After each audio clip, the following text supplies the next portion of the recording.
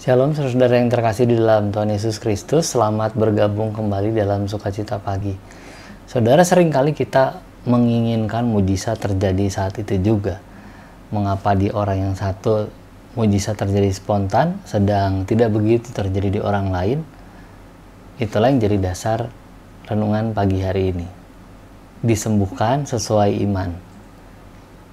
Dalam Markus 8 ayat 25 dikatakan, Yesus meletakkan lagi tangannya pada mata orang itu, maka orang itu sungguh-sungguh melihat dan telah sembuh, sehingga ia dapat melihat segala sesuatu dengan jelas. Tidak dijelaskan memang kenapa orang tersebut yang dinyatakan di Betsaida ini mengalami kebutaan. Mungkin saja karena dosa atau memang ada persoalan lain, tapi tidak dijelaskan penyebabnya. Yang jelas yang mengkhawatirkan di sini adalah di ayat 22. Dikatakan bahwa teman-temannya merasa harus membawa si buta ke hadapan Tuhan Yesus. Teman-teman ini saudara, mereka sudah melihat banyak peristiwa yang menunjukkan kalau Tuhan Yesus menerima siapa saja yang datang meminta pertolongan. Dan terlebih penting adalah Tuhan Yesus punya kuasa untuk mencelikan mata orang buta. Tapi tentu saja teman yang buta sendiri tidak bisa melihat dan begitu saja percaya. Sehingga tidak seperti mujizat yang lain yang Tuhan Yesus lakukan begitu saja. Mujizat kali ini terjadi dalam beberapa tahap. Pertama, orang buta itu tidak langsung disembuhkan tapi dibawa keluar kota ya. Di ayat 23 dikatakan Tuhan Yesus memegang tangan lalu membawa dia keluar kampung, keluar kota. Seperti diasingkan atau dijauhkan dari lingkungannya.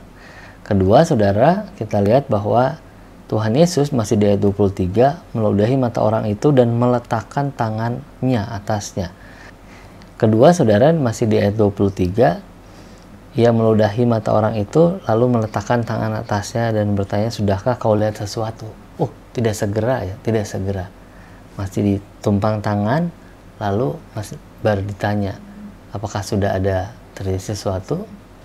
Beberapa penafsir Alkitab berkata bahwa kalau cara ini, cara yang Tuhan Yesus gunakan adalah sengaja dipilih Tuhan Yesus supaya orang buta tersebut meyakini keinginannya untuk disembuhkan.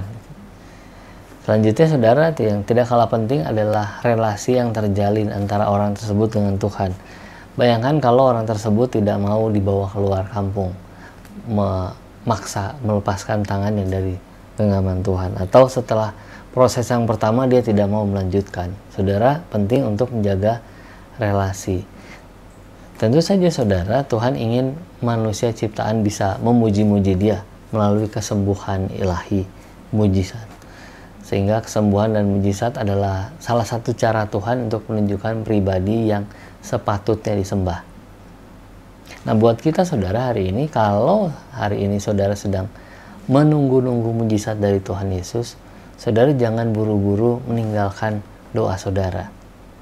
Sebaliknya saudara tetaplah doakan kebutuhan tersebut, tetaplah terhubung melalui firman-Nya dan nantikan pengenapan janjinya melalui iman yang terus bertumbuh. Damai sejahtera dari Tuhan Yesus Kristus menyertai.